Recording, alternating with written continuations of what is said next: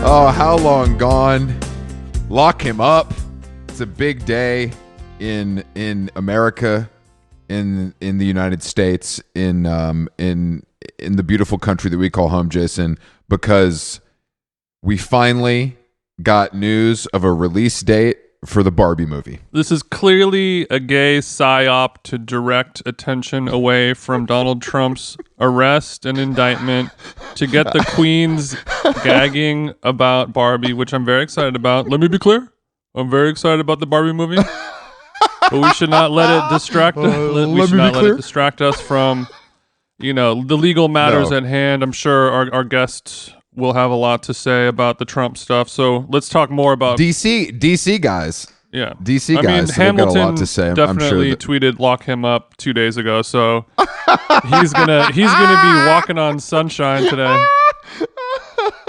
Oh, his tie's gonna be straight, baby. Yeah. So you and I should only talk about Barbie and then save Trump for. Okay. The secondi, as they say in Toscana. I mean, I don't really have much to say about the Barbie movie except well, that... you fucking better if you want us to keep getting ratings on our gay podcast, you dumbass. I mean, I'm just saying I think it's going to be commercially successful, and I think it's also going to upset some of the, Marjorie Taylor Greene types who want to take their sheltered daughters to the theater, and they have to see... all these women. I think nowadays kids who are Barbie aged kids, which are like what, 5 to 10 or something like that. Like, well, I think that's Barbies don't exist for them anymore, right? No, Barbie's bigger than ever, bro. Barbie absolutely. I mean, obviously, it's more of a Barbie app, probably, but I think the brand.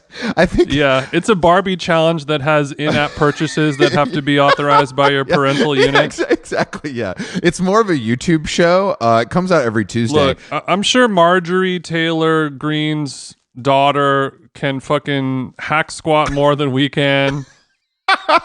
Marjorie Taylor Greene's daughter actually only plays with her gun cleaning app. She hasn't downloaded the Barbie one yet. I think you're underestimating the power and longevity of the Barbie brand as an iconic American thing that kind of touches every. It's like, I don't think there's a woman that hasn't owned a Barbie or played with it. Like, there's not many things like that anymore. Sure. Generational. Yeah. I mean, yeah, Barbie is huge. It is iconic. It is mother and all that stuff. But I think it's really going to be an adult film for adults, or at least I think just so too. high school kids and up or something like that. But well, I think it will be once it's been out for a while. But that opening weekend, the excitement's the Rotten Tomatoes is coming through. People are excited. It's got all their favorite celebrities in it. You know what I mean? And then boom, it's like when I heard that. It's like when I went to go see Moonlight. After it had been out for a while in the theater, and I heard and. The guy behind me goes, "Oh, I ain't with this gay shit," and walks out after the movie had really? Yeah, I've told you that. I was in lower that, Manhattan, and that scene plays, and the guy is basically. What my point is that movie was so big that people didn't even actually know what it was about. Sure. You know what I mean? And I think that's what happens now is when something becomes so big, everybody feels like they need to participate, which benefits obviously the studios and the creators, but it may lead to some confusion. So that the guy who was upset about a male kiss at the beach on Moonlight was like, I thought this movie was going to be about astronomy. Yeah, exactly. This does not feature any moon shit at all. This is bullshit. I wore my NASA sweatsuit to the theater for no fucking reason. I think Barbie is going to be huge because it's the first time that gay people and women get to have a comic book movie, or get to have their version of a Marvel film. Yeah, that's a good point. We haven't really been able to enjoy, and also the beauty of it is a Marvel film is adapting a story that already exists for decades and decades, like Batman and Superman, all those movies. Like this is an original story. This is an original story. There's no story. This is just, hey, anyone can do anything with this character. Yes, but I'm saying that's kind of exciting. No, but I'm saying there's it's a new idea because Barbie is not Batman. Like there's not, you know what I mean? It's like a little bit more of a there was never a Barbie movie or a show or a comic book or a book or anything like that. So it's open to full interpretation. You don't have to respect and have Easter eggs to Stan Lee mentioning That's true. this Yeah. Ant-Man Yes, exactly. Series 4, Exactly. Volume Yeah. 29. Yeah, it's There's not. no continuity issues, and that part makes it really exciting because you can just turn You can do it. something so dumb like a movie based on toys, like and make it good. Transformers, G.I. Joes, all those movies are just horseshit films, you know? Okay. I mean, some of You a us are big G.I. Joe fan, Chris? some of us are still men here, so why don't you watch your fucking mouth? Okay. Look, there's plenty of men movies that I enjoy, and they are not based on toys. That's okay. That's fair. No, I think you make a good point. I mean, it's going to be wildly successful, and congratulations to all our friends that are in the movie. Ryan Gosling, of course. Jason's old buddy from Silver Lake. Yeah, Michael Cera. Mike, somebody said, I know you love Mike Cera. And I was like, I didn't even know. It took me a second to be like, who is that? I didn't know. I've never heard him called Mike Cera. I just love the idea of somebody being on set and somebody going, hey, yo, Mike. Mike, and him having to respond, him being like, it's actually Michael. But of course, no. Actually, though, Hari, we're very happy to see Hari in the movie, and I'm sure she. Gonna be so sick. Hari as a doctor is something I never thought I would see. And I'm sure she thought even less. Hari's gonna make being a doctor fun again. We're gonna do this. Your insurance is actually not a problem. It's accepted here. Do you take insurance? I don't know. Whatever. I don't know. Whatever. There's some other news I saw today.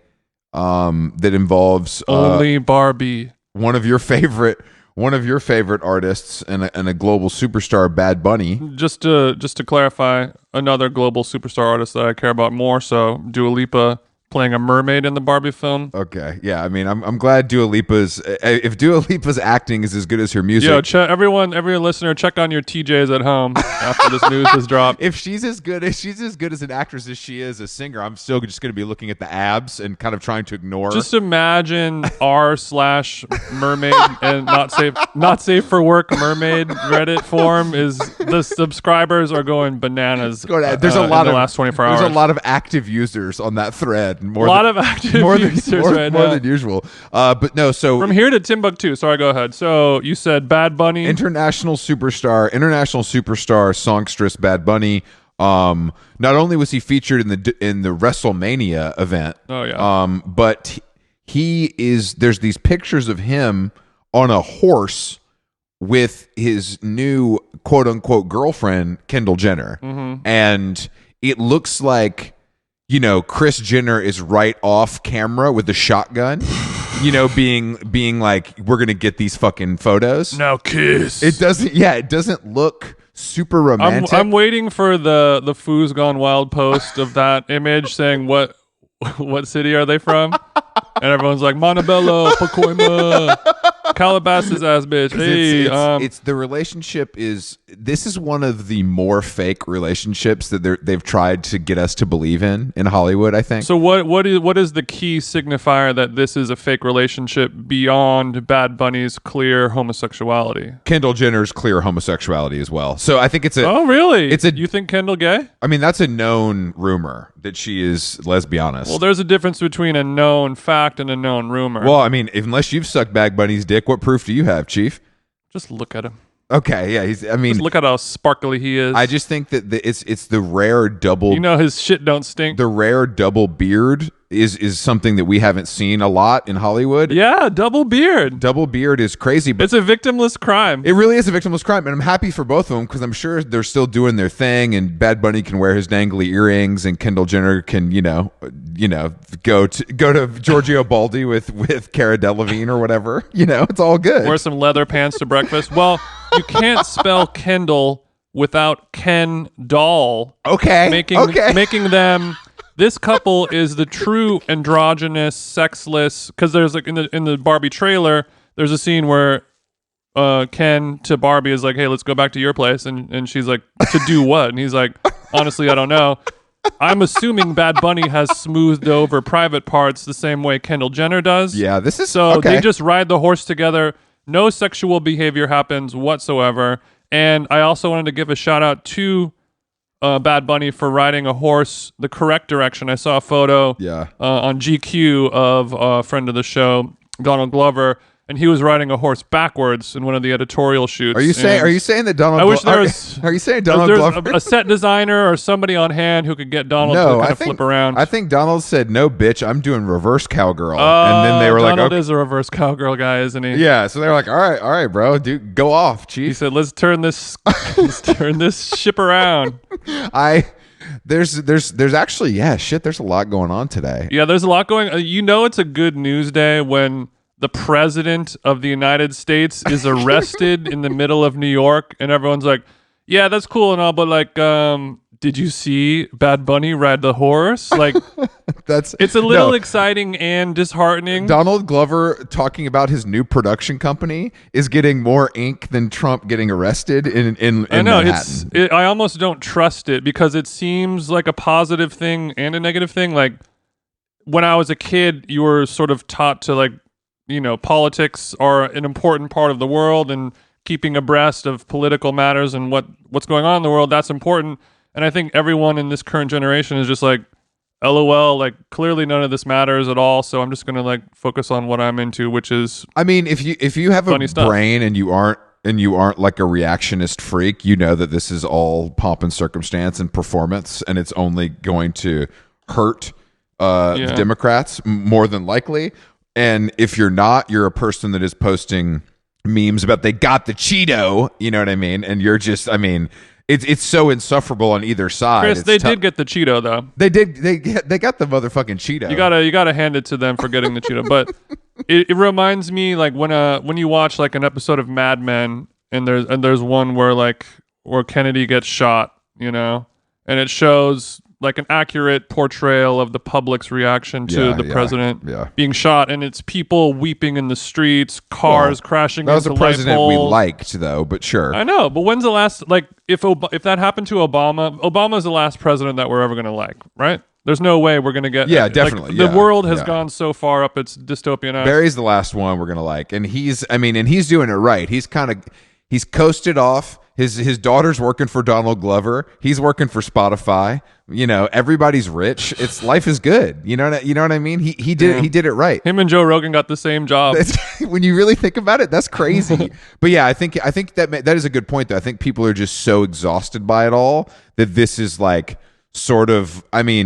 It's just sort of a non-story at this point, especially because of what the charges are. I think people are just like, yeah, that's kind of funny, I guess. Yeah, we're old compared to other people in the world, but just thinking, of what it'd be like to show, my grandma, God rest her soul, like here, this is what's happening in the news today. The president got arrested and nobody gives a flying shit. And she's like, what the It like to us, it's a little insane, but to the generation before us, it's just full. Like, it's really insane. What in the goddamn hell is going on? So Trump got arrested, but did you see that Donald Glover actually responded to critiques of Atlanta's third season? I swear to God, I didn't see that coming. I didn't know that he would mention Tarantino like that. It's crazy. He looks good in a wife beater. I'll hand it to him. He does look good in a wife beater. Donnie G, come on the pod. Donnie G, do some push-ups. All right, we do have a guest today. Guests, plural.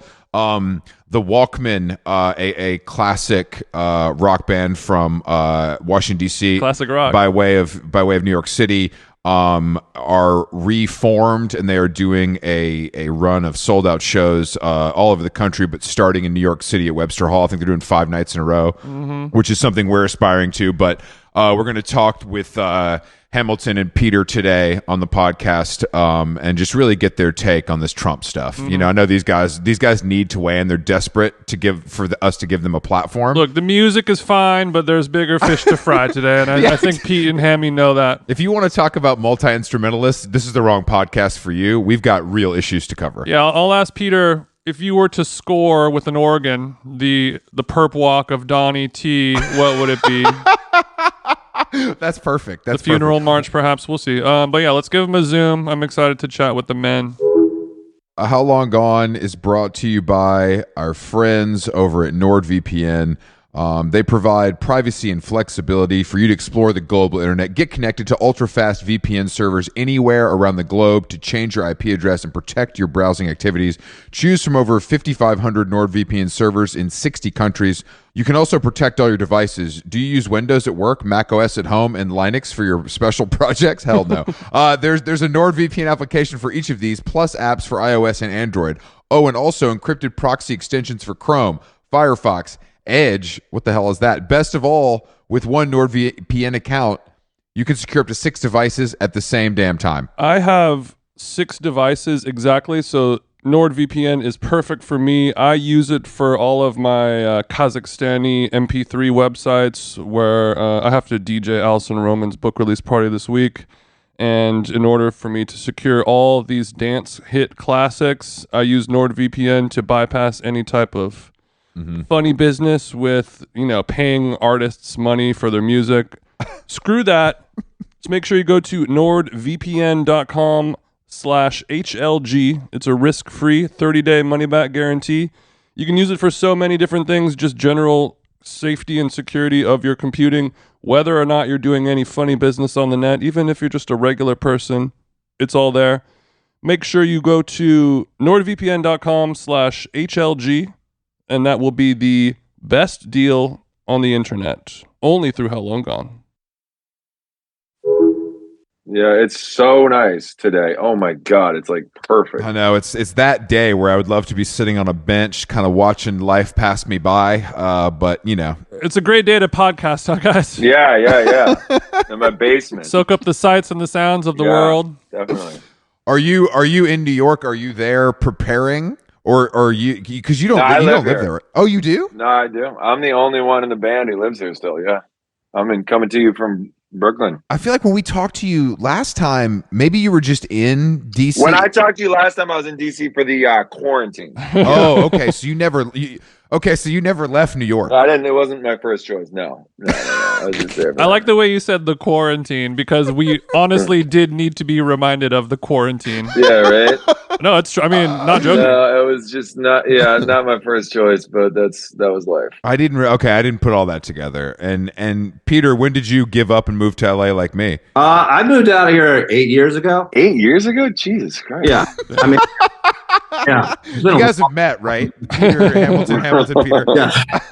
I didn't know Pete had a beard until we did like a Walkman Zoom call recently, and I was like, holy shit, man, you must have been growing that for like 2 years. Yeah. Yeah, we haven't seen it forever. Yeah, for our listeners at home, he's got maybe a 6-incher right now. Yeah, it could be. More than that. Working with a monster. Stonewall Jackson, man. Yeah. Stonewall Jackson. What is now? Is this your first? Is this your first beard, or is this something you're revisiting? No, it's not my first beard, but it's definitely the first time that it just went like wildfire. Have you been taking testosterone pills or something? Yeah, what's going on? Frank Thomas. Yeah. Speaking of first beard, what are your thoughts on Bad Bunny? I love Bad Bunny. Okay.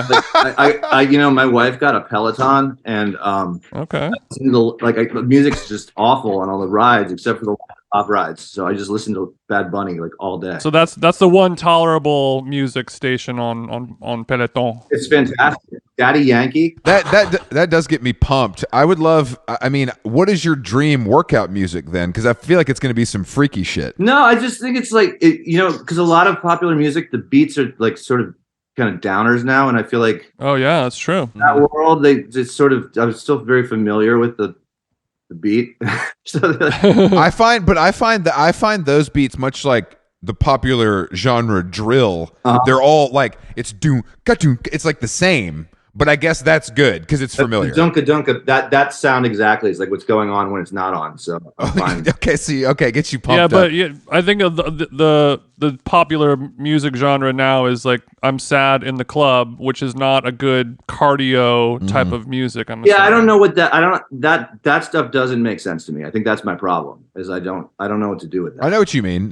It's like it's that's a good thing. It's really well made, but you shouldn't know what to do with it. It's kind of slow, but it's still somehow upbeat. It like all is kind of confusing. It's Billie Eilish is what it is, kind of. Well, I like that. Yeah.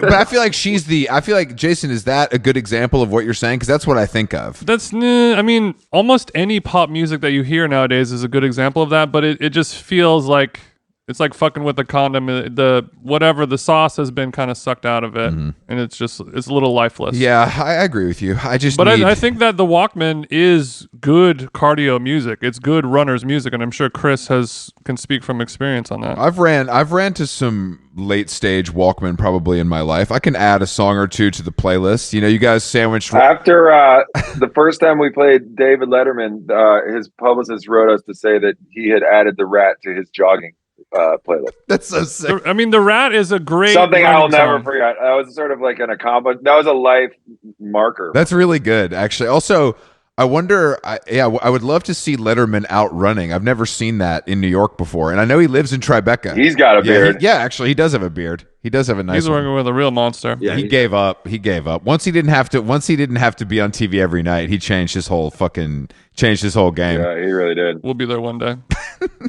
Once we don't have to be on podcasts every night. Once we finish puberty and we actually can grow beards. I don't think I could actually do it. You could. I'm 44. You don't think you can grow a beard? I don't know, man. I'm still like working on it. You know, I'm still getting there. Not no Peter beard. I was surprised. I didn't know what was going to happen. You used to have a little baby face, but then you had a beard when we were like 30 probably. Yeah, like when I first had a kid, I was like 27, and I grew a beard, and because I thought it would make me look, It'll make you look like a dada. Yeah, but it didn't. Yeah, just like No, somebody on the street in Chicago offered to help Pete into a homeless shelter because they thought that he needed to be taken out of the cold one afternoon. Yeah, that's a true story. I used to walk around Philly like when I lived there, and I walk around and he was hungover waiting for the van, and we were like 2 hours late, and he was standing on some street, some avenue in Chicago, and somebody was like, "Dude, you need to get inside and get yourself warm because it's too cold for you out here, man." Somebody's got to get this bearded teen off the streets and into a halfway house. My wife used to get texts from like people in our neighborhood in Philly. They'd be like, "Your husband's walking around. He looks disheveled. Does everything?"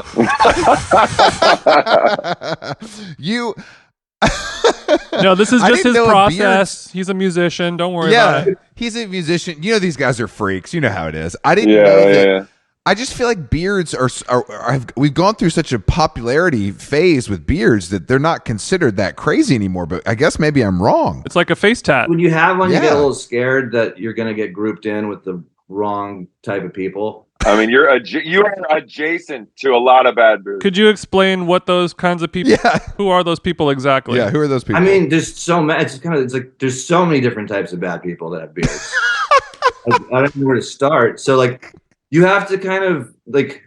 I think it's very important that you don't ever trim it, because as soon as you trim it, you look complete. Yeah, I don't know. You just look like you tried. Sure. Right. An expensive beard. Yeah. Once you start manicuring, then it's a little different. But if you go full, there's a difference between a touch up and a pruning. You know what I mean? As somebody who will do a little light lifting here and there. Yeah. But no, I agree with you. It's a slippery slope to get into a Daddy Yankee style chin strap, manicured Drake beard kind of thing. Indeed. Well, Indeed. now and that ain't a good thing. When you guys get back together, were there other surprises on the looks department, or was it like were there? As you're saying that as if we've gotten back together, as if we've actually been in the same room. You still haven't been in the same. I assumed you were going to practice once or twice. Wait. When is this going to air? Tomorrow. Oh, then I got nothing to say. It's too bad. Well, I guess you did already admit to a group Zoom. So at least you've seen each other. That's when I found out that Pete had a beard, actually. But were there any other surprises, or is everybody looking about how you thought they would? I've seen everybody else, I guess, relatively. I just haven't seen Pete in a while. I think Hamilton might be saying if you ain't got anything good to say about somebody, don't say anything at all. Don't say anything at all. Well, Peter got a beard, and I gotta play 15 shows with these guys, so they all look great. Not everybody lost weight in the last 10 years. I'll say that. I think that I hope there's not going to be any mobility issues. You know what I mean? I hope that everybody's bodies can hold up, because that's what I would be concerned I about. got my tennis elbow surgery, so I'm all good with that now. Did you have Tommy John surgery from rocking? Is Tommy John surgery the same as tennis elbow surgery? No, Tommy John's a shoulder. Oh, I thought it was elbow. You're right. It is shoulder. It is shoulder. No, I had it from finger picking. Really? Damn. Yeah. Like bluegrass style? Like, when I play my stuff, I do a lot of nylon guitar stuff. Yeah. Oh, okay. And Damn, really? so yeah, I got it from that, and then I got a cortisone shot because I actually a couple years ago I had to have neck surgery. So I shoot for one major surgery every couple years just for. I'm gonna go if I don't have another problem soon, I'm gonna go plastic. I think next year. But the Just to feel something. I got the cortisone shot, and it made me just feel like I was great. So I started playing tennis again, and that's when I just ripped it to hell because you're a little overconfident, and so then I had to have surgery. Yeah, I've always fantasized about what it would feel like to get the cortisone shot onto the fucked up knee or the elbow. It's a miracle. It's a miracle. I mean, it's the pain instantaneously gone. It's the stuff you've been living with. But it's truly a Band-Aid. It's a Band-Aid. How long does the cortisone high last? It depends on what you do, but I'm very, very well versed in it because I did it for at least 13 years. You can, like 6 months. It can be. Oh wow, okay, that's a lot. I didn't realize that. I thought it was more temporary. So it's basically just like Botox is what it sounds like. You can only get 3 a year. Oh, I see. But it goes right into the spot, right? It goes directly in the spot. I mean, when I was getting it in my neck, they were giving me epidurals. Ooh. Damn, this is cool. I like that I like that you're treating your body like an athlete, but you're just kind of playing guitar and singing. I'm really into. Yeah, but Hammy leaves it all on the stage, Chris. Come on. I know. He sings until that throat's bleeding. I got a bum knee from a basketball injury, which really makes me sound like I was a great basketball player because they're like I'm tall and people are like, man, do you play? I'm like, nah, that old injury, man. Like that's. I played once. What about you, Pete? You got any injuries? How's your carpal tunnel? Pete, are you wearing a hospital bracelet right now as we speak, just like Hammy? I got both wrists are like garbage. They like just crumble if I grab onto things and stuff. But other than that, no. I mean, I played basketball like kind of into COVID, and then recently, my son's almost 18 now, and if I try to play him now, it's like, bro, what the fuck? Your son's almost 18. Yeah. And he could cross you up and everything. Oh, he's so much better than me now. He's like 6'4". When we were 16 years old, Pete sliced open our friend's eye with his elbow going up for something. Yeah, the dude had to go to the hospital. Pete, you played dirty like that? Come on. Damn. Oh yeah. And he was good. He was good too. Pete took him out of the game. Pete, are you a shooter? Are you more of a defense guy? What is your go-to? When I was younger, I used to have like moves, and I could like a lot of ass and elbows. Ass and elbows. Yeah. Okay. Did you have a nickname on the court, perhaps? No, I don't think so. Okay. But yeah, I mean, as I've gotten older, basically, I'm just like the guy who like runs up and down, like misses a three. That kind of thing. Okay, sure. Yeah. I mean, that's a common trajectory. I want to get back to you having an 18-year-old son. For some reason, that really blows my fucking mind. 13-year-old, yeah, good too. So did you just want to get this out of the way early so you could be like a cool dad, or was this just like life happens? Life happens, I'd say, yeah. Okay. Follow-up question, have you talked to them about the dangers of vaping yet? Yes. Oh, I'm so deep in the dangers of everything, right? Like we're big danger guy. Yeah, that's a real surprise. Yeah, but no, he's because he's got like girlfriend and the whole, it's great. Right, okay. Yeah, he's So awesome. he brings home a girlfriend, and I'm sure her parents are actresses, from Los Feliz. You know what I mean? And it's you're like, okay, you're not doing this Hollywood thing right. I thought that was the whole game. Yeah, we were not doing the Hollywood thing. She's from Van Nuys, yeah, and she's awesome. Love a Valley chick. Yeah, they're like super, like they're like real like heavy metal kids, like kind of. They met at a Napalm Death show. What? What? These kids cool. Yeah. First of all, back in my day, women would come to like hardcore shows and metal shows, but I never believed they actually liked the music because I barely liked the music. Yeah. You know what I mean? It's definitely more closer to 50-50 than it used to be. No, I mean, if you pull up Instagram or TikTok, there's 16-year-old girls playing drum solos to Napalm Death songs, thousands of them. It's a beautiful thing to see. Yeah, it's awesome. It's a good culture. I've always been told with stuff like this, because you guys did this for obviously a long time, it's supposed to just come back to you, That's what we're hoping for. Fingers crossed. Okay. So it's a fingers fingers crossed situation. That's kind of all we've got, honestly. It will, though. No, we're No, I mean, it has to. It has to. You've played those songs so many times. You can play them with your eyes closed. You can play them just. That's how I'm looking. It's in your DNA. I don't want to see Hamilton pull up with the fucking Dylan style music stand with the lyrics on it though. Don't play me like that. Oh yeah. No, I remember those One day. songs. I do. I think I'm not worried about me.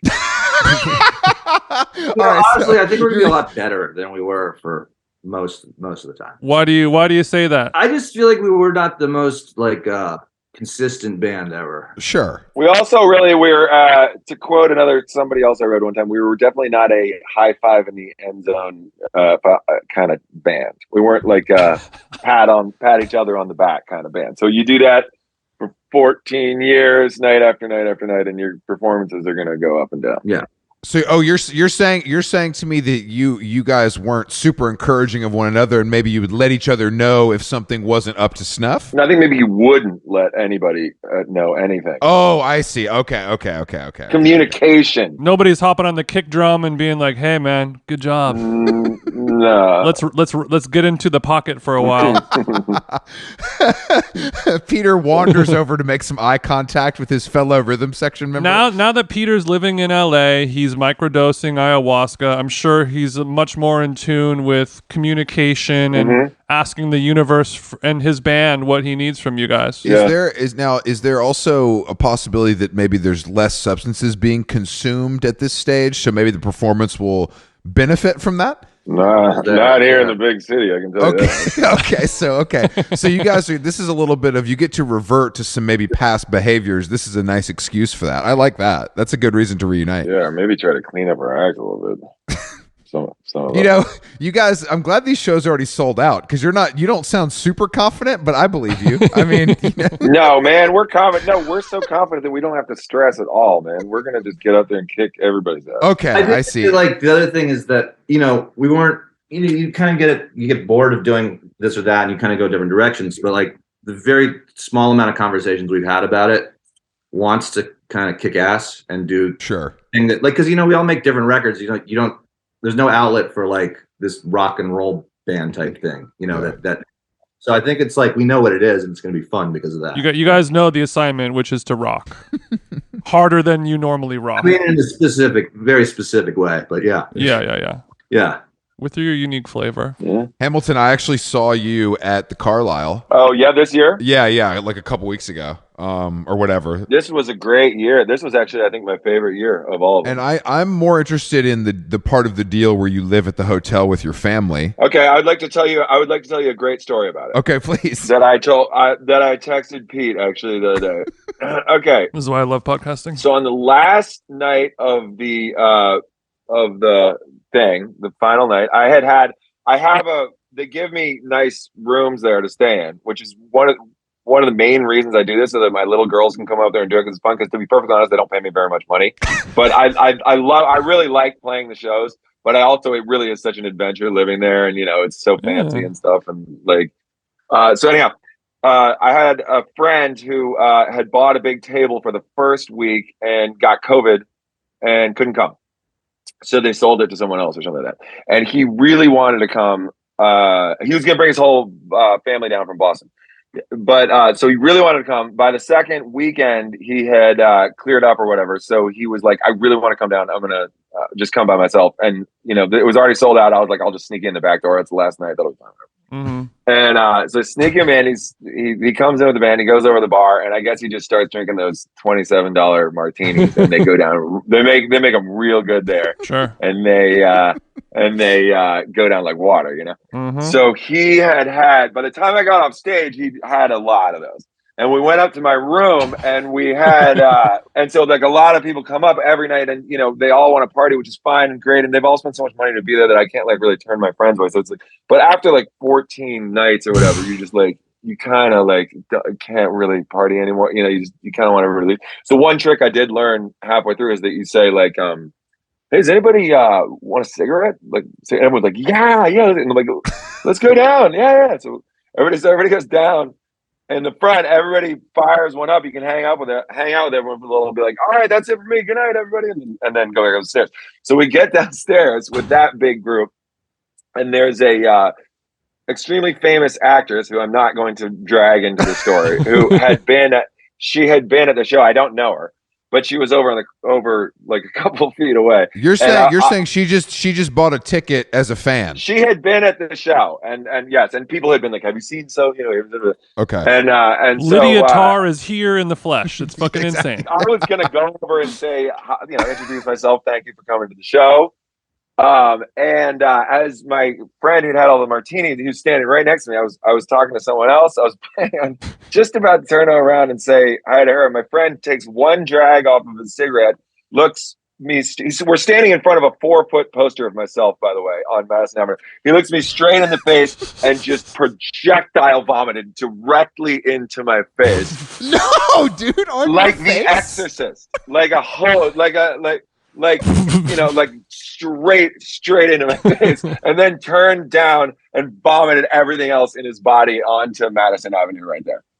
And so I was standing there and still in my suit and shit, standing in front of this poster myself. Like, I don't know if the actress saw what had happened or not. My other friends definitely did. I was like, holy shit, man. And he turned up to me. I guess he was just blacked out. He goes, what? And I was like, you just puked all over me, man. And he's like, what did you do, man? No, he's like, what are you talking about? And that was the last time I saw him. Dear God. At some point, did you think in your mind, this is the perfect excuse to go upstairs and go to bed without having to hang out with these people anymore? Afterwards, I thought it was great that I didn't have to repeat that whole line. Yeah, but I wasn't really thinking about that when I was like running back in through the tea room, which was full of all these Gen Z people dressed to the nines, It was mostly smelling like Tito's. It was liquid bar. You're lucky that you didn't throw up yourself from the throat. You know what I mean? Like, that's what I thought would have happened. Well, it was basically beer barf, but it was barf. It wasn't a mouthful of beer. It was vomit. There were other elements in play other than just beer. Oh God, man, that sucks ass. I was saying to Pete about how incredibly great it would be to go to see a band live and then afterwards see the person get thrown up on in front of a poster of himself. that would make the ticket price, and the Ticketmaster fees worth every penny, I think. At that yeah, point. Hopefully you had a professional photographer on hand to get a photo of this forever. Because I was thinking there's got to be a security camera somewhere, footage of it. That'll be on Brooklyn Vegan the next morning, 1,000%. That'll be good. I hope so. I'd love to see some grainy footage of you getting thrown up on at the Carlyle. But now, do your daughters now? Do they think they're like? Do they go Eloise mode and you guys let them go crazy on room service, or what's the vibe? Fuck no. I mean, you can't even go in you can't. I mean, it's so expensive when you're there. But the room's free. But we get them a little thing here and there. But no, the fact that we're there is plenty for them. Oh, okay, so all right. Well, I thought maybe an ice cream sundae every night wasn't too much to ask, but I guess somebody. Well, if it's a $75 ice cream sundae, then yeah, that is too much to ask. It's part of the experience, It's all part of the experience. No, we have. I mean, it's amazing, and all the people that work there are actually so nice. All the doormen and stuff, and they all know them, and it's like it really is kind of like a magical experience for them. Yeah, it seems like a beautiful thing that you don't really do for the money, and it's like understood Definitely that not. It's a magical thing that we all do. Yeah, it's just I can't stress this enough. Definitely do not. I mean, the profit margins. What are you gonna do? Also, it is kind of fun to have built like my own little thing in this world where there's nobody even remotely like before me is Isaac Mizrahi, and then after me is like some Broadway woman, and then I saw like Tony Danza on the marquee. What's Tony doing there? I bet he's gonna be up there like start spreading the news. Yeah, it's got. He's doing standards for sure. Tony Danza does the standards. It's witchcraft. Is there does the Carlyle have a green room, or do they give you a free hotel room because they don't have a green room? They gave me a couple rooms. Okay. I was hoping there would be like a backstage Carlyle with like a Woody Allen sticker up on the ceiling or something. Yeah, well, he doesn't do his show there anymore. That's over. What did he played clarinet, right? Yeah, he played with like a New Orleans band. Apparently, he was the guy who runs the room, who runs the sound in the room, and forever actually really didn't have anything nice to say about Woody Allen. But he said that Woody Allen would come in. The band would start, and then Woody Allen would come in and sit down, and then he would do his whole thing, and then he would leave, and then the band would finish for like 10 minutes so that he didn't have to communicate with him. Creates a little barrier. I mean, you kind of want Woody Allen to be a prick, kind of, like it's weird if he isn't. Yeah. Yeah, it would be weird. That's a cool style. Jason, I'm gonna adopt that at our live shows. Yeah. Peter, are you happy to return to the Big Apple, or you got some demons you're gonna have to fight? Oh man, I'm so excited. Yeah, no, I've been almost no. The only time I went there, it was the last time I saw you, Ham, is when I went and stayed at your house. Was that when I didn't have a back on my house? Yeah, you didn't have a back on the house. What is that? You don't have a back on the house? You know, our house usually has a front and two sides and a back. There was a 6-month period where I didn't have the back. Okay. Construction issues, renovation issues. That's not an exaggeration. Like Pete can vouch for it. So it was like when you're living in Bali, kind of thing. There was a tarp that was like it would just blow in the wind. We were living in Bed-Stuy. It was not Peter. Did you have to stay under the tarp, or were you given a room inside the house? I'm sure you made it fun. Yeah. No, he was psyched for the tarp. He was like, my tarp. Yeah, it was right after like kind of COVID ended, and I came and stayed with you. But then we had kind of a big boozy night, you and me in the backyard, and like next morning, Anna woke me up at like 7 a.m. and was like, Georgie's coming home. She has COVID. She'd gone to a sleepover and then was thrown out because the party had got it. And so then I was in the street in Brooklyn at 7 a.m. kind of wandering around. See, we hear a story about your 18-year-old son meeting the love of his life at a Napalm Death show. I'm like, maybe kids aren't that bad. God. And then you tell me that story about getting kicked out because the kid got COVID at a sleepover. I'm like, all right, I'm back. I'm out. Yeah, back in my day, it was just lice. Now it's the Wuhan flu. Yeah, but I know I'm excited to get back to New York. You don't think you're going to when you move west, you're never going to go back, but then you just never go. You spend all your time in California, you never leave. Living in California makes New York the best city in the world. It's so fun every time I go there because it's just the exact opposite of LA. Jason loves it, but he can only do about a week, and then he kind of his body starts to reject the good time. I also can't afford a hotel for more than a week there. Don't do that. I pay you. Yeah, when we actually the last guest we had on the show was Matt from the National, and he was talking about when he moved to LA, he loves to just hit the doobie and just ride his bike around and come up with song ideas. Do you guys do anything similar to that with your day-to-day? I work on music all day, every day, but I don't hit a do. But I do bike a lot. Oh, really? I did think it was funny that an anonymous member of the National told me one time after Matt moved out there, I said, "Oh, is he different now that he moves out there?" And he said, "Well, we noticed that he started to gel his hair." Yeah, in LA we call it product. Yeah. Oh, he's using product in his hair. Hamilton, when you say you work on music all day, are you on your Jay-Z 9 to 5 in the studio kind of flow? I'm sitting here right now, man. This is where the magic happens. You're a studio rat. Yeah, I spend all my time in my studio, as much time as I possibly can. Is this at the house? Yeah, it's why I bought a house. It was I was in shitty New York practice spaces for 20 whatever years, and there's just always a fucking heavy metal band next door, and I couldn't take it anymore. And so I finally was just I'm gonna have to leave if I can't figure something out. So I bought a house where I could build something in. I mean, I don't need very much room, to be honest. So no, I mean, that's beautiful. You work too damn hard to have to hear a metal band be like, all right, what? Let's start again. Because I'm not that loud. I'm not that loud, but every fucking. But where the fuck are all these metal bands playing? By the way, I guess Otis is probably going to the show. Probably at the concert. But I mean, in New York, it's always been that way. There's always been all these metal bands next door, and then I don't know any metal clubs. I just don't. They're not at the Mercury Lounge, are they? No, they might be at Mercury Lounge on a Monday. There could be a big contingent in New Jersey that we're unfamiliar with. There's that one place, Saint Vitus. But that's one. There can only be one show per night there, and there's thousands of heavy metal bands practicing at lockout spaces across this country, and they don't have a home. They're everywhere in Brooklyn. They're everywhere. It's crazy. Practice spaces are traditionally pretty depressing.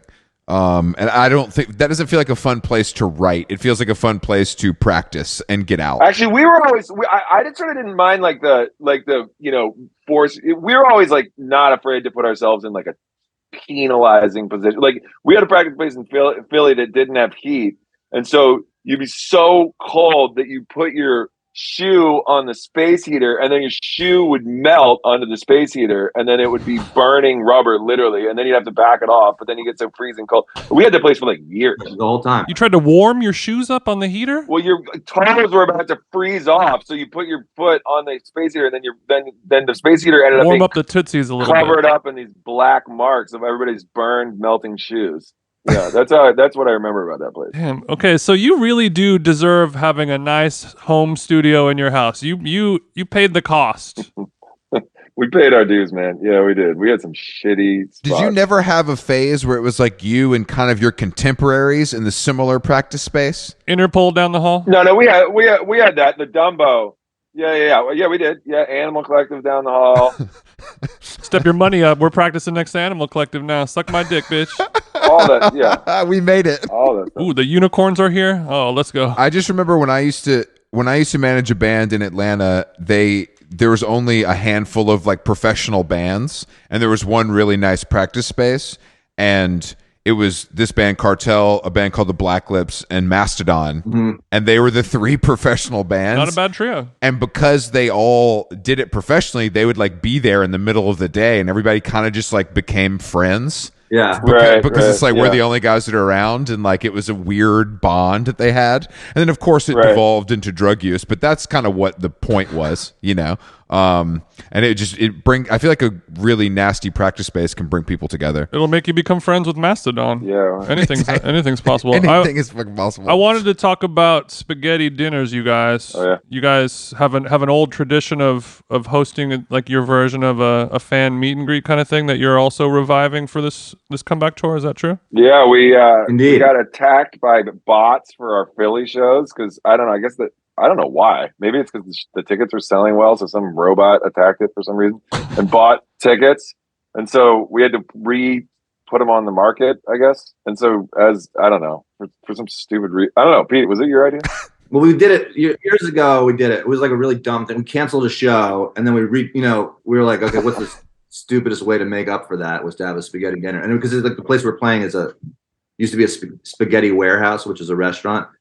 We just lined up like in front of the stage with spaghetti and meatballs and just served the audience. And whiskey. Yeah. And little paper glasses of whiskey. Yeah. Then we performed night moves on the stage. Damn, this is a sensual evening. Everyone's got stains on their shirts in a good way. Yeah. This is the last meet and greet I heard about was Chris Brown charging $1,000, and people were really upset because the fans were willing to pay $1,000 to get the hug. So was this really a ye old spaghetti factory? Yeah, exactly. Damn, so sick. I used to go there all the time when I couldn't afford food. We're playing there again, so we're doing it again just because I didn't understand what the bot attack thing is. It's very strange, but like I guess it's a concept. So they're like tickets are moving fast, and then they had bots buy them all up so they can resell them on the market for more. Something like that. Exactly. That's very sweet of you guys to do that, and I'm assuming. I mean, like I would do something similarly. Like I'm just whenever somebody buys tickets for a show that I'm doing, I'm like, this is so amazing and special, and if something bad happened, I would feel so guilty that I would do something like that, like feed them all spaghetti and take a lot of time out of my day to do that. Yeah. So we're both dealing with a lot of guilt and insecurity, I can see. Yeah, exactly.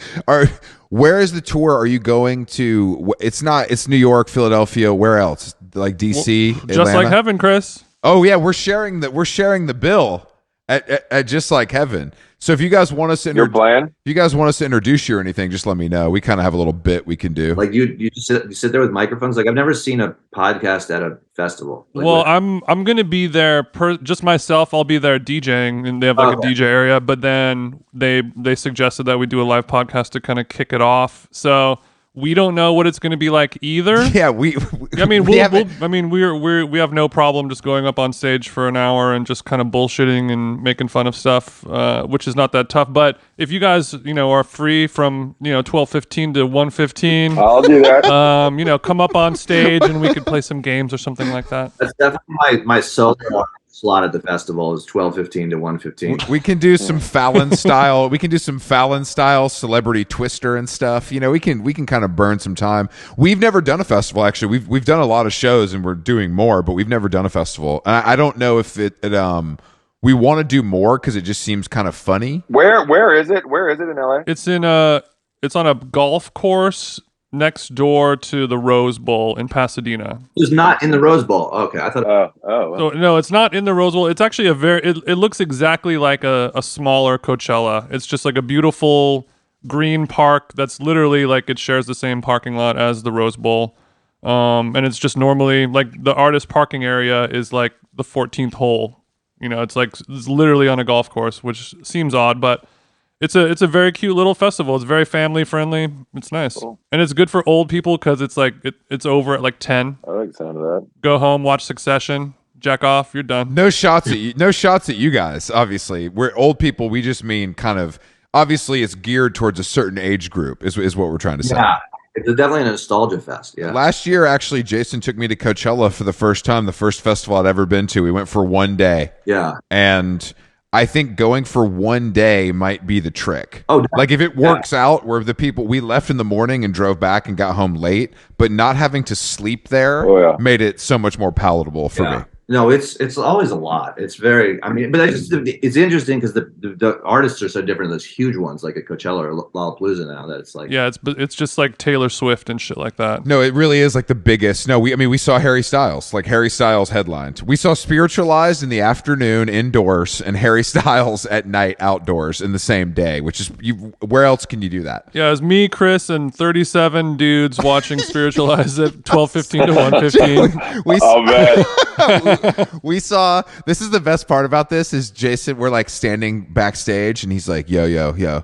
And Jay Spaceman comes out of the bathroom and he's like, porta potty. He's like, Chris, holy shit, he's got 4 vapes. And he's got 4 jewels that he's like sat down on top of the hand washing station. And I'm like, is Jay Spaceman about to go vape until he dies on stage? And then I don't think I saw him vape once. He just had 4 of them ready. No, he vaped in between songs on the low. Oh, he did? Yeah, they bring the house lights down a little bit in between songs while they're kind of doing a little. And then he'll hit the vape. We had a younger friend with us who had never seen them before, and he was like, "This guy just sits down the whole time." I was like, yeah, bro. Why the hell not? I was like, yeah, that's the whole thing. He sits down the whole time. He doesn't give a shit. It's the coolest part about it. It was weird because I was just looking at the Coachella. They like announced, like, you know, we were on the subject of talking about how festivals have changed so much. They release like, here's the restaurant lineup, and that's just as important as the musical lineup. Yeah. And it's like it's showing like one of the vendors is selling lobster rolls with sea urchin on top of it. Oh shit. You know, and that's probably going to be, you know, like $47, and then you just have diarrhea in a porta potty in Palm Springs. I don't want to go to that. These experiences are too much. I don't know why you can't just go see some bands play. You know, I don't know why it has to be like a sensory experience. But I think what year did you guys do Coachella? Do you remember? I don't. No. It was like 12 years ago, probably something like that. Okay. Yeah. And you go to like Glastonbury, and it's been like this tradition there forever. And we played like Reading and Leeds, and everyone. It's like, you know, if you play Glastonbury over there, they're like asking you how it feels to be in the Holy Land. You know, like you're like, what the fuck are you talking about? Did you guys play? Did you play Glastonbury? We played like 4 times, and I've played solo there at least twice. Did they bring out They bring out the American flags for you and stuff, or is it just kind of? One year it was raining, and we had to have our sound man because he had bad knees. We had him carried by the security. We had to like poor guy because he couldn't get through the mud. No, but I mean, I remember literally doing an interview with the BBC, and they were asking me and Pete. They were like, what's your favorite thing about like Glastonbury? And I was like, honestly, like, what is anybody like about anything here at all? The mud is fucking knee high. You can't walk anywhere past the backstage where there's straw on the ground. It's hell on earth. Maybe we weren't asked back after that. I've said many times to hold myself accountable that I will go to Glastonbury if Oasis reunites, and that is the only way I will deal with that level of disgust. But I don't even if it's that bad for the artist, it's got to be bad for the patron. It's part of the magic, though. It looks wild. Yeah, it doesn't look good, man. I mean, that's the other ones. You might as well go to like what's that? The Primavera, one of those places where the weather's nice. I'd love to go to Primavera. Yeah, but Glastonbury is like, I want to smoke a cig with Alexa Chung. I want to have my wellies on. You know, I feel like I need to have the full experience. You know, yeah. Primavera is like, you know, I don't need to see Panda Bear do a DJ set. You know what I mean? That's where you and I differ. Yeah, Jason will go to Primavera for the DJ set. Chris, did we do Sync Talk with Hamilton the last I time? feel like we did, but I don't remember. But I'm sure we could do a Walkman specific sync talk. What is that? I'm glad you asked. That's when you tell us how much money you've made licensing a song. I don't Why? think But we we did know that. we know from Rostam where your money came from on that one time. But if there's a Walkman, What did he say? no, he didn't What did say. he I just know that song. I know that Rostam. Which one? I just know that Rostam had a Porsche. He said that he purchased thanks to some revenue that you guys made together. Maybe that might be true. That might be true. I can tell you a terrible story, which is that I got a Jack Daniels commercial for like full TV commercial, like the thing, the email. You're just like, oh my God. I got the email and I was like so broke. This was like after the Walkman broke up. Like, I'd already been like just shit canned by the music industry like 3 times. And like, they're like, we're licensing this song. It's $250,000 a side. And I was like, Marisa, come here. Like, everything's gonna be okay. Like, it's all gonna work out. And I went like, let's read the email. Like, I'm not reading it wrong. And I like went through it for like 3 days, like we talked about, and then they just dropped the thing. And it was just like, like it just went away. It just disappeared. It went away, like as close to like the just like it's in there, like no, everything's great. Like the guy was like super confident. He's like, yeah, it's got it in there. Like director loves it. Like everybody loves it. Like it's sweet. And I was, I called Quentin because he'd mixed the song, and I was like, I'm just gonna give you 10 grand too because You didn't call me. Yeah. You start breaking off the homies, and you don't even have the money yet. Damn. I mean, normally when we do that segment on the show, we say like, a story of a triumphant moment or like a heartbreaking moment. Yeah. And usually the heartbreaking ones are like the better funny stories, but that one just kind of leaves me gutted. I'm sorry for that. I'm not getting any pleasure out of that. it's okay. It's all right. But that's the nature of the biz, man. It is. I don't know. Well, I guess we started doing that because the like in our era, it was always it was considered like sellout behavior. We got so much shit. The sync story for the Walkman, we've had a lot over the years, but the first one we ever got was for the first song we ever wrote, We've Been Had, and it was for an ad for a car, and it was huge. They played it at the fucking Super Bowl. They played it. That was for Saturn, right? Yeah, Saturn. Yeah. And we got so much shit for having done it. And I remember like the New York Post calling and asking how it felt to be a sellout and like all this shit. And I was like, fuck, man, like because you had to sort of keep your sort of Kurt Cobain 90s attitude going. And then 5 minutes later, every single band of our generation was like flaunting their new ad that was like this art piece that was they're so proud to be a part of and being like celebrated for it. And I was like, man, we fucking had to hack through the bamboo to get here. I think, and I'm assuming that Feist and Santigold did not send you a nice letterhead over to the office for paving the way. So we appreciate your pioneering. Yeah, No. You did the work. That's what I was gonna say, though. I think that Apple changed that whole thing. I think Apple changed Saturn it in that like those iPod commercials. It sounds like Saturn and the You think- Walkman are who changed it. Yeah. Well, unfortunately for you guys, Saturn is out of business. So I don't know. I know you might have helped at the time. That is there's a long story of people meeting the Walkman and promptly going out of business. There's a track record there. Oh, really? There's like a body list. Yeah. Several record labels. Yeah, we closed. Record labels, television shows, product, you name it. The kiss of death. So you're saying that people get involved with the Walkman and bad things happen to their businesses. Oh yeah. I need another example of this, please, because Saturn is. Don't we have like many examples of that, Pete? Yeah, they made us the single for like Spider-Man 3, which we were like, we were just like, you shouldn't do this. This is really Don't do this. This is dangerously too much money. Yeah. No, we were on that show, the OC, that was like the Of course. the teenage, the Beverly Hills 90210 of a younger generation. Know it well. We were there at the height of the show. It was like Did you play in the club? You played in the club though. And the fucking show like went under. Like I think it was They were at the top, and I think they might have gone bankrupt or something right after we were on. The Walkman effect. So you're saying that, okay, so we should be worried about our podcast is what you're telling me. Yeah, you should. You should. I'm going to have to edit the virus out of this episode before I You're upload like, this, tomorrow. no, it was going well, and then we had the Walkman on, and I don't know, man. The Things downloads just kind of fell apart. Yeah, Spotify went out of business. Be careful, just man. cratered. Now, is there any plans? Are you making new music, or are you just touring? I'm making my own music. I'm making my own music right now. Actually. We're getting another Hamilton record in the nearest future. Yeah, you are. It's gonna be a monster. Are we going in a different direction? Anything new? Yeah, what's giving monster about it this time around? I wanted to make music that my daughters might even possibly consider putting on. Oh, interesting. And stuff that they could possibly consider having people dance to. Damn, are you saying Hamilton's going Charlie XCX mode? This is what the world needs. This is what we need. Unfortunately, I'm not going to be making that kind of bread. But are there any references that you can cite? Where's the inspiration coming from? Nicki Minaj? Funkadelic.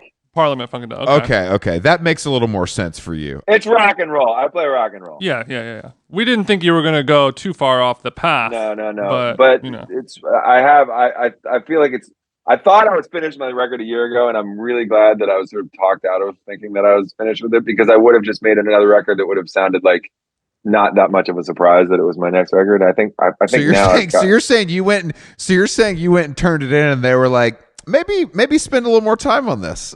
I didn't fully turn it in, but I sort of maybe turned half of it in, and maybe took a little step away. And they're like, oh, you made another one of your records. Very good. Yeah.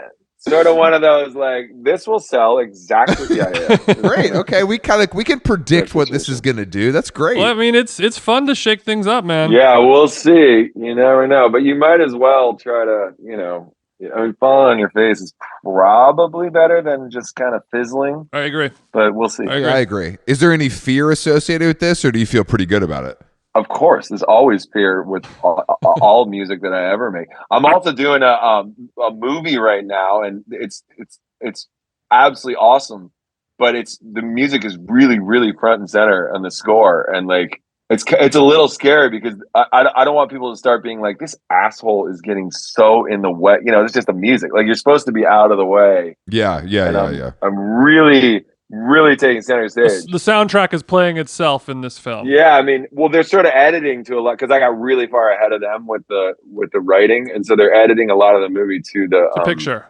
I love that. That's to amazing. the music, and which is fucking. I love it. I can't say enough good things about it. And I think they're doing a really good job too. I wish more films did that. You guys are fucking killing it. I am high in the mix. This is sick. Yeah, exactly. This rips. So you're going for EGOT territory, is what it sounds like, and I like what I hear. Yeah, he loves to flirt with Hollywood. What's EGOT? That means you got like all the awards. All of them. Emmy, Grammy, Oscar, Tony, and that's why you're doing these Carlyle shows, because that counts as theater, right?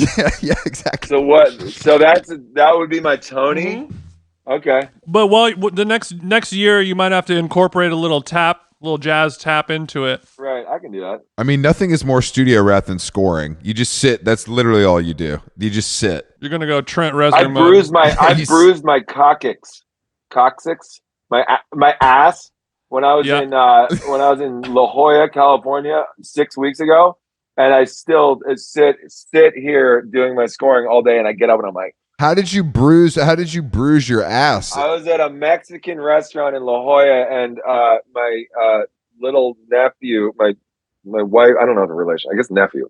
Yeah, he'd be my nephew through marriage. Some little shit Was in his high chair, and I was going around trying to get around the high chair, and I slammed my ass into the Mater D's like podium or whatever, like right in the corner, like dude. And it's to this day, man. Really nailed it. It really hurts, man. It's really, really painful. I need to get one of those donuts.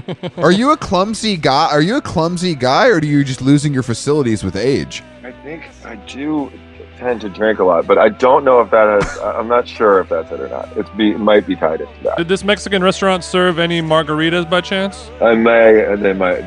Yeah, they might have. We've all been to La Jolla. We know what happens down there. I know exactly the bullshit you were on. Mm-hmm. Thank you guys both for joining us. Peter, Hamilton, the Walkmen. The shows are when do they start in New York at Webster Hall? I have no idea. So you guys have some time to hopefully kind of reacclimate, maybe tune the instruments, stuff like that. They'll be warmed up and ready by the time they come to LA. Stay tuned for that because we got some stuff for that. Okay, all right, great. I love staying tuned. Thank you, and we'll see you guys. We'll see you guys in New York. Yeah, thanks man. for joining us. All right, thanks for having us.